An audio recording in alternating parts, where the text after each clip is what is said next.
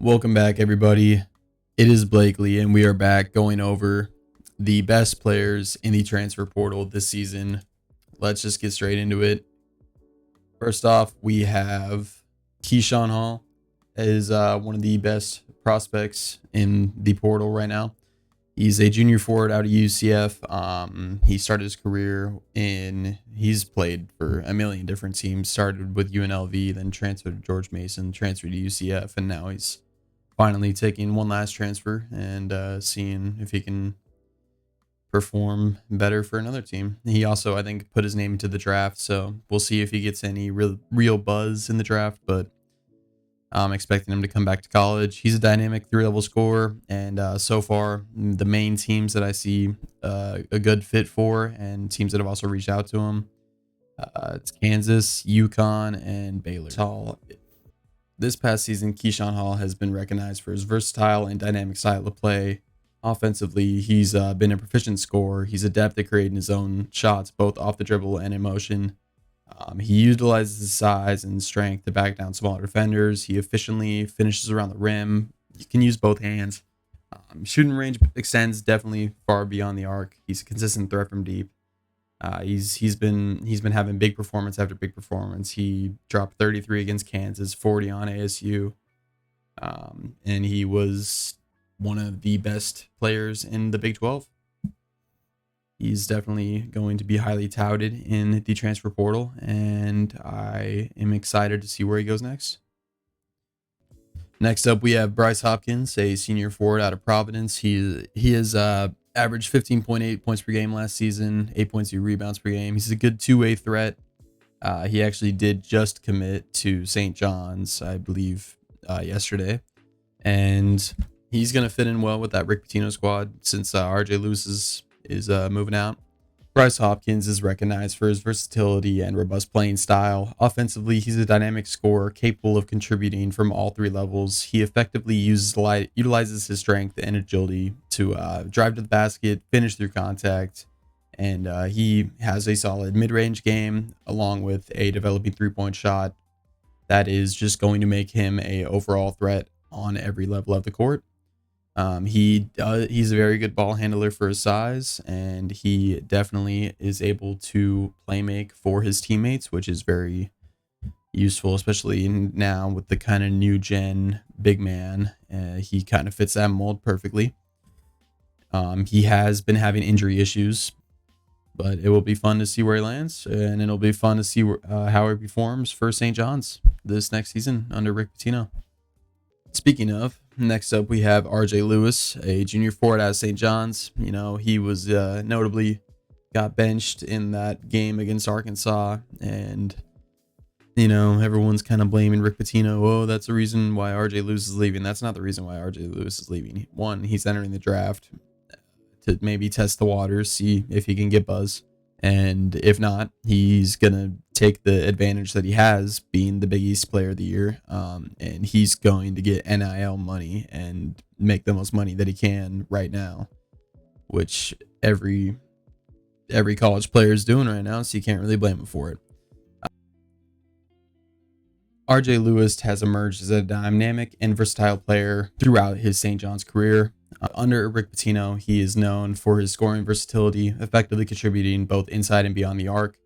In his freshman year at UMass, he averaged around 11.5 points per game, shooting 45% from the field. He was named to A10 Conference All-Freshman team, and now after transferring to St. John's, he led the team to a number 2 seed in the NCAA tournament last season.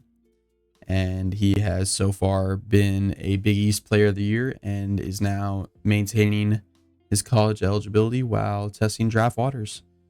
RJ Lewis is definitely a versatile and just all-around dynamic scorer, deep level threat. He can do basically anything that you want him to do.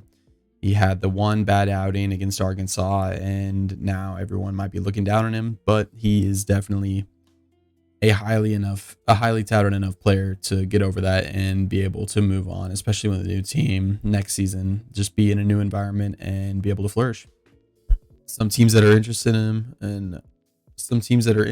in him so far have been Arkansas, UConn, and Kentucky. On top of other teams, obviously, everyone's kind of interested in him. It's just I feel like the best fits. Then moving on, we have Yaxel Lendeborg, a senior forward out of UAB.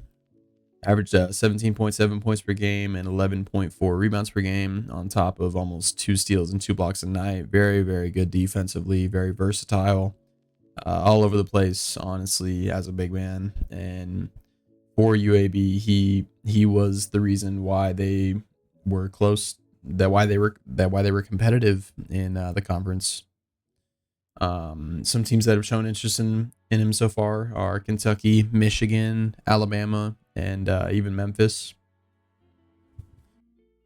Yaxel Lendeborg is a very, very interesting prospect in the transfer portal this season. He is just an all-around dominant interior presence while being able to play outside of the arc and play make around his teammates. He is known as a very just disruptive defender on the interior in both the perimeter and interior, and he has been dominating at UAB. He's been averaging 17 points, 11 rebounds, just overall been one of the best prospects that we've seen, and he could potentially even draw NBA draft interest in the future. And it'll just be fun to see where he ends up and how he will perform at a Power 5 level. Then, last but not least, we have Elliot Cadeau out of UNC. It's a sophomore guard. He spent 2 seasons there. Last season, averaged 9.4 points per game, 6.2 assists per game. He's an elite playmaker. He is just he was the key leader of the offense last season. He was the reason why they made the tournament. He was a very key player alongside RJ Davis. Davis was a scorer. Cadeau was more the playmaker, the leader. And he did actually just also commit to Michigan just a couple days ago. I believe it might have been yesterday. They definitely have potential to make a run for it. And I believe Elliot Cadeau can make that final leap up and really be what he was supposed to be at UNC and kind of blossom into just a more overall finished NBA prospect, because he is still young. He's, I think, 18 or 19. So still loads of potential there. Elliot Cadeau is a exceptional playmaker. He has high basketball IQ, and his style of play is characterized by elite passing, quick twitch, athleticism, and mastery in the pick and roll situations. His core vision enables him to create scoring opportunities for teammates, and he is a just formidable overall floor general. He excels in transition and half-court settings. He is able to drive the lane to score, and he's good at drawing fouls. He can also create lobs. His agility and awareness allow him to disrupt passing lanes and apply pressure on opposing guards. And even though his smaller stature, he compensates with tenacity and positioning. Cadeau is just a very, very interesting prospect as he's so young, coming from such a touted program as UNC. He is bound to draw interest, and he has landed at Michigan. It will be interesting to see how Danny Wolf incorporates him as a point guard, because this last season their guard play was good, but they didn't have someone like a Cadeau on the team. So it'll be interesting to see him incorporated in that team, and it'll be fun. But so far, that is it for today. I'll come back with some more transfer portal updates, of course. Appreciate everyone showing support to the videos. It means a lot. And just like and subscribe, and I'll see you guys in the next one.